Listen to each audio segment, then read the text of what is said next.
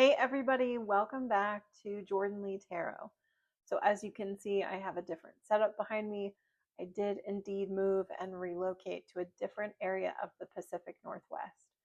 So I'm very grateful to be here in a new space, in a new part of the Pacific Northwest, just getting to experience um, a space and a place that is more aligned for me personally.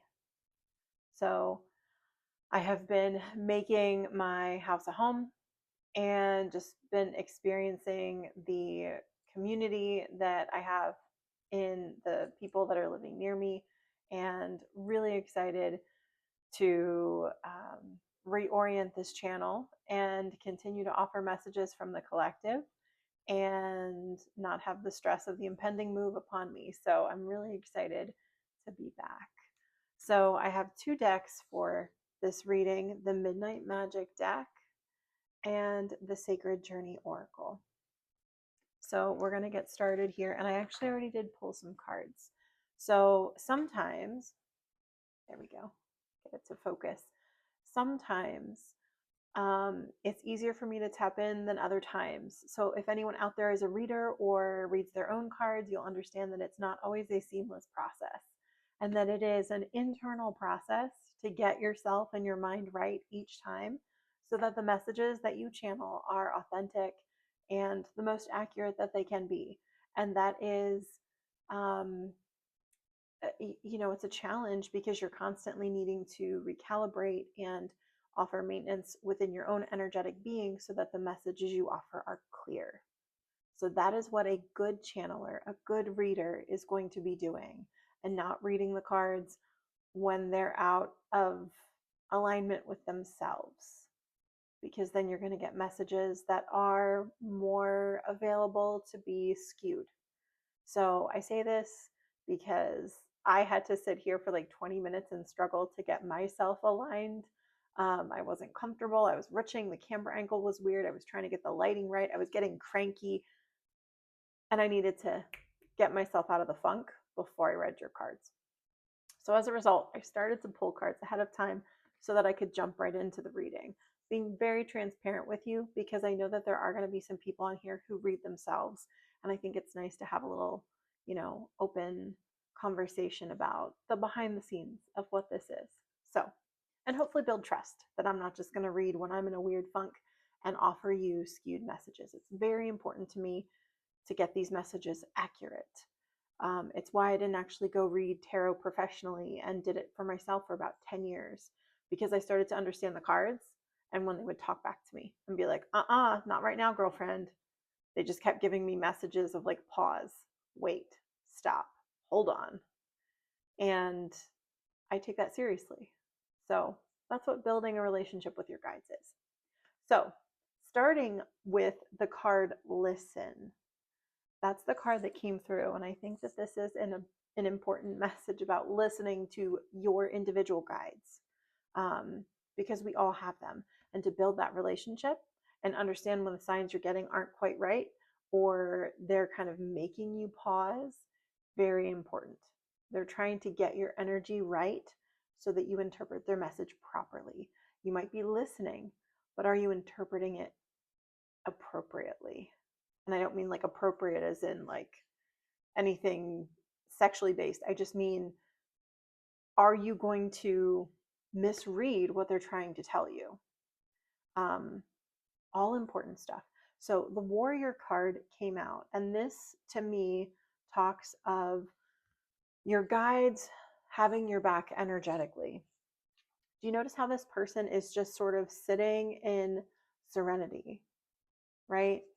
This Warrior card coming up right behind is the guides around you, supporting you, holding space for you to be so quiet, serene, and peaceful so that you can tap in. This Vacation card, I think, is talking about, again, being alone in those scenic environments that are going to help you align, and leaning into trust that Spirit really does have your back, that you are truly supported. Thinking of the universe as that masculine base in this particular depiction, And the feminine energy is us being receptive to being held. So again, this is not about male or female, this is just about the energy. So the universe in this case is saying, we have your back. This foundation is safe and solid for you to balance upon. So that's a really important message, because sometimes over time we can start to feel like we're not supported. And how you move in the world when you feel supported versus not supported is completely, completely different. This move for me was a little bit scary. I didn't quite understand how it was going to happen, but I knew I had to be ready, ready for the next step, ready for the next step. And the move happened quickly and efficiently. And I was so, so grateful that things came together as quickly as they did. And most people that would think of this instance would be like, that's not possible, right? But I was moving from a place of um, literally every day working with my guides. What do I do now? And it was just a matter of doing what felt right within my body, pushing myself as far as I could, as far as like packing, getting ready, prepping, and then going to bed maybe at 7:30 some nights, or at 10:30, 11 o'clock other nights. Just moving with spirit allowed this move to be a lot smoother. And the situation that I'm in, the situation I was in was great, but the situation I'm in now is just more aligned. And spirit knows where to put you to be really aligned. You can be in a place that's not bad, but it's not in alignment for you. And I say this because you could equate that to a person, a relationship, a job, anything. And you're like, there's nothing inherently bad here, but I'm not thriving. Why is that? You're not actually aligned. You might be in a safe place, but you're not aligned. So maybe spirit's recalibrating something in your life and you're being called to trust. The Lover's card popping out. So I think this is, again, this is a relationship with spirit, but I could be wrong. There could actually be an actual external person popping in here that wants to say something, but let's just check in and see. Okay, the Seven of Cups. And I'm going to clarify that.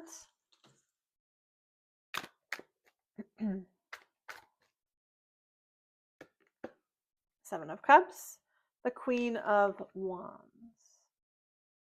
I'm hearing something so good that you think it's an illusion, but it's not. You think it's a mirage, but it's not. So the Queen of Wands is sort of this energy where there's a lot of charisma. It's a shiny person. I don't know how else to say that. Someone who walks into the room and everyone's head turns. Again, could be masculine or feminine, but this energy is just someone who's attention grabbing. So this could be a thing, a place, a job, something is attention grabbing. And the Seven of Cups is sort of like, oh, what do I do with this? You know, something that walks in that's so good that suddenly you're flustered. Okay, so this could be a person, right? Coming after the Lover's card. This could mean that you're going to meet somebody that kind of flusters you and makes you go, holy cow, who is that? Right? It could be an opportunity, but I'm getting the sense that this is just really, you're stepping into rooms where you are more aligned, and therefore you're going to find things that tempt you, but in a good way, right? It's almost like you go to, this is such a silly example, you go to someone's Super Bowl party and they have food there, but there's nothing there that really tempts you, right? And then you go to another Super Bowl party the same day, and the food is just like, everything there is like, oh my gosh, I want 2 of these, right? It's tempting you. But it's a good thing because you're really hungry because you didn't eat anything at the other party. You were kind of waiting for the second party to see what was going to happen there, and the food was so much better. So that's what I'm feeling and sensing. The food is going to get so much better. Your options are going to get so much better. There is a saying, don't judge my choices if you didn't see my options. I always think that lands so hard. And so you may have been in a situation where you weren't making a choice because none of the options were tempting you.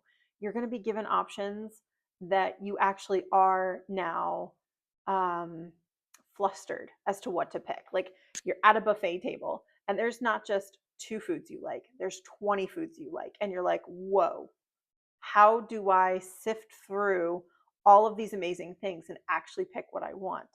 Maybe I can actually pick things that are just healthier for me because there's that many yummy things at this table that I can actually make healthier decisions about what I want to eat, right? You can have better options to make even better choices. That's what I'm sensing here. And I think that this listen card is asking you to pause. I think Spirit's lining up better things for you. And in the past, you felt like the options in front of you were the only kinds of options you were ever going to have. And now there's something different here. The Lover's card does talk about a decision. And that could be a decision to kind of stay in the original Super Bowl party location and not move to the second location and just be like, I'm going to eat these mini corn dogs because I'm here and I'm hungry and this is what I'm going to eat. Instead of waiting to go to the second party and eat foods that you really, really like. I think this is saying, wait, better options are coming. That's really what I'm parceling this down to. So let's go in deeper, see if there's a cohesive connector here. Sometimes the messages are kind of trickled out to me, so I kind of have to follow my own little string of thought. Okay, so the Six of Cups and the Tower. So this is, this kind of feels like really good options that you were not even aware were available to you. This might be a job that comes up that you didn't even know was a job. You're like, wait, someone gets paid to do this random thing that I already love to do, like doing voiceovers or something like that. I've been following a lot of accounts that do funny voiceovers for pets, and I just think it's wildly entertaining. There's a couple people that really, really crack me up. But I'm sensing that there's options here that are going to just blow your mind. The Tower card in this situation is not like a things come tumbling down, other than maybe your thoughts about what was possible. It's a flabbergasted card to me. Your guests are being flabbered by something that is very emotionally fulfilling to you. Again, this very well could be a person, a romantic partnership. The Six of Cups does talk about a soulmate card. It could be just the resurgence of something that was really special to you, but maybe the timing was off and now you're getting a second chance. That's kind of what the Six of Cups card normally symbolizes to me in a situation like this. Maybe a situation where the timing was off and the person was in a different city, and so you thought, I'm never going to get that chance, right? That's just, it's not an option. All of a sudden it is an option, and you're like, oh my gosh, this changes everything, right? Because that Tower card is a big change that comes in very quickly. You're like, well, this changes everything. Okay, 2 more. The Eight of Wands. So that change, whatever's happening here, is coming in at a rapid speed pace. Woo, clarify. 10 of Swords. So this is going to almost feel too fast or too sudden. Again, that Tower card did come out, and that Tower card is normally fast, rapid change that just knocks you off your feet or pulls the rug out from under you. And again, this doesn't always have to be you tumbling out of a tower, having this horrific experience. Sometimes it's just like, I did not know that jobs like this or people like you existed. Holy shit. The Eight of Wands coming through with the 10 of Swords just kind of ramps that up even more. That there's this sense of overwhelm where if you were looking at options that kind of had you twiddling your thumbs and now you've got too many great options, you're like, whoa, whoa, whoa, hold on. What's happening? Deer in headlights, like I'm giving you right now. It's overwhelming to have all these things coming at you rapid fire. The Ten of Swords card, I am going to clarify that. That could speak to something pushing into the territory of a burden, but I just want to clarify. Again, it could just mean too much of a good thing that's overwhelming you, which again isn't the best. It you don't want the goodness that's coming to you to overwhelm you, but if you've been in a state of things not working out for a long extended period of time, all these good things coming at you at once could feel indeed like a burden, like overwhelm. So let's clarify that Ten of Swords just to give a little more depth to that. The Star. Yeah.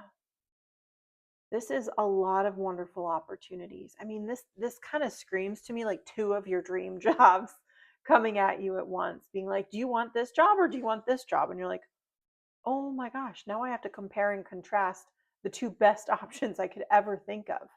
How do I even begin to do that? So that's what I'm getting from this reading. I want to tap in one more time to the Sacred Journey Oracle just to see if I can pull this into a cohesive, full-blown, connected thought. Sometimes spirit just leads me, so I'm trying to give this cohesion. Oh, the top one. So integrating many different parts of yourself are required now. Mother, maiden, crone, or should say maiden, mother, crone, as I throw it on the floor. So those are the three stages of growth. First, you start as the maiden, then you move to the mother, and then the crone. And again, it's not perfectly chronological. There are many people who tap into their crone energy before they even become a mother because they're learning all these beautiful esoteric things. As many of you have probably heard me talk about, like feminine energies, having children into their late 30s, 40s. I think that's a beautiful thing because they are in aligned partnerships. They are very, very tapped into their own body. They have healed a lot of their childhood trauma already. And, more actual love babies are being made during this time. So it speaks to that energy, but the crone energy is just that witch in the woods wisdom that we all have, that we can all tap into at any time. And the maiden energy is really that beginning stage single energy who hasn't stepped into caring for others yet. Because again, you can be a mothering energy without physically having kids. But you haven't stepped from maiden to mother, but you're learning how to do that. And then initially you're mothering yourself, and then externally mothering others, and then the wisdom of the crone. So I think that integration does happen a little bit more chronologically, but the life experience and when we gain those experiences are piecemeal. And then we're eventually going to gradually kind of come into integration of all three of those parts of ourselves. So this could mean that you now have the wisdom, because you have all these great choices, you have the wisdom to make the best choice out of seemingly all great choices. You're like, well, when I compare this job to this job, but I realize that I'm not in the stage of my life where I want to hustle so hard anymore.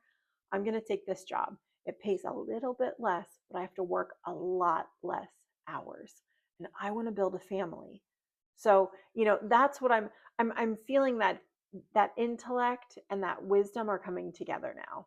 You're smart enough to know how to make those decisions. You're smart enough to integrate all the parts of who you are to make all of these rapid choices that are coming in a lot smarter. You're going to choose the truly most aligned option for you with where you're at or where you're going or want to go. Again, the job thing is just the most obvious because when we start our careers, we're just so keen to prove ourselves, and we're willing because we have the energy and we have this whole big life spanning in front of us where we're really happy to grind hard. And as we get older, we're like, I want to make that money by doing half the amount of work now. I've done all of that work. I've expelled all that energy and I just don't want to work as hard. These are the types of things I'm talking about. So it's that wisdom coming in with the opportunity, and you're going to make a really good choice. I think that this is spirit telling you that they are offering you insights, but they're also holding space for you to sit in the quiet and make some really difficult choices right now. Because again, if you have all of these beautiful things coming at you, um, you need to align, just like I had to get right with my own mind before I jumped into this reading. That's what this feels like. So before you make decisions, before you move ahead, make sure that you take that quiet time, listen to the soul, let it speak. And maybe some of those great decisions that look amazing don't actually look so great anymore, making it easier for you to make the very, very best choice for you. So I hope this message had value for you, and I will be continuing to post, not quite as regularly. I am going back to the East Coast for a short 5-6 day trip for work, but I will be posting as I can. And then once I am back at the beginning of April, you can look for a lot more steady posting as before. But until that time, I'm going to try to get out 1 or 2 more videos, and then, hit the ground running again in April when I get back. So thanks for your time. I hope this message had value. And until next time, have a beautiful day.